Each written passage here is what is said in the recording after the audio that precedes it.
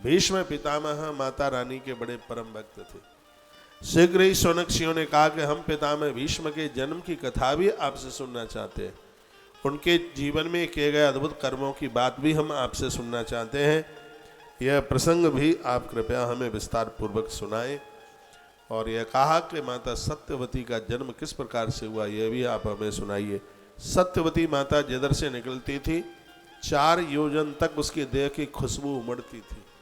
ऐसा कैसे सब हुआ, ये विस्तार पूर्वक एक कथा सुना। आज की कथा आनंद से भर देने वाली है और मेरे जुखाम में भी फायदा है, तो आज कथा में और आनंद आएगा, बढ़िया आएगा।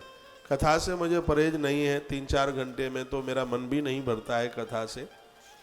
और 33 महीना भी 7 तारीख को पूरा हो जाएगा, इतने लंबे समय से कार्यक्रम चल रहा है और फिर भी मुझे बहुत उत्साह है, बहुत आनंद है।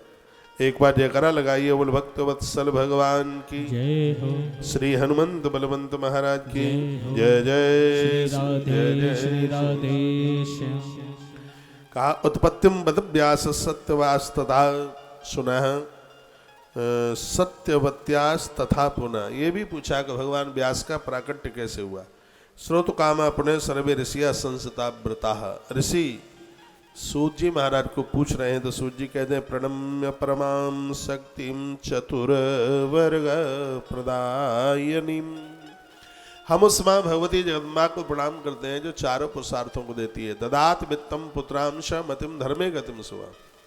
इसमें कोई संशय वाली बात नहीं है, माता रानी धर्म अर्थ काम और मोक्ष चारों पुरुषार्थ देती है। और धरती पर वो लोग बड़े बड़भागी हैं, भाग्यशाली हैं जो माँ दुर्गा की पूजा करते हैं। यम यम चिंतते कामम तम तम प्राप्नोति निश्चितम। मांगने में देर लगेगी लेकिन माँ को देने में बिल्कुल देर नहीं लगती।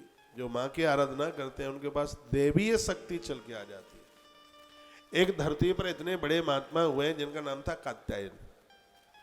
महिषासुर जब कैसे भी मरने में नहीं आ रहा था तो सगरे देवता कात्यायन ऋषि के पास पहुंचे और कहा गुरुदेव हमने सुना है आपके पास देवीय संपदा है, देवीय शक्ति है, कैसे भी इस राक्षस से हमें कैसे भी इससे बचाइए और ये महिषासुर हम सबको मार डालेगा। देवलोक खाली होने को जा रहा है, महिषासुर ने इतना अतिक्रमण किया है। तो महात्मा ने कहा कि कल हम आपको बात करेंगे और रात्रि भर साधना और तपस्या में वह बैठे रहे। और जैसे ही माँ भगवती जगदम्बा का आह्वान किया, आधी रात्रि को माँ कात्यायनी माता कात्यायन के आश्रम में माँ दुर्गा भगवती जगदम्बा आकर के प्रकट हो गई। देवताओं ने देखा कि माँ धरती पर आ गई है, देवताएं स्तुति हुई। महात्मा ने वंदन प्रणाम किया, माँ की बहुत श्लोकों में स्तुति करी, आंख में आंसू आ गए। मैया ने कहा कि मैं तुम्हारे घर तुम्हारी कुटिया में आकर के प्रकट हुई हूँ, तुम मेरे मुंह बोले पिता हो, इसलिए लोग मुझे आज से कात्यायनी के नाम से जानेंगे। महिषासुर को समाप्त करने के लिए धरती के एक ऋषि ने साक्षात भवानी को धरती पर उतार दिया।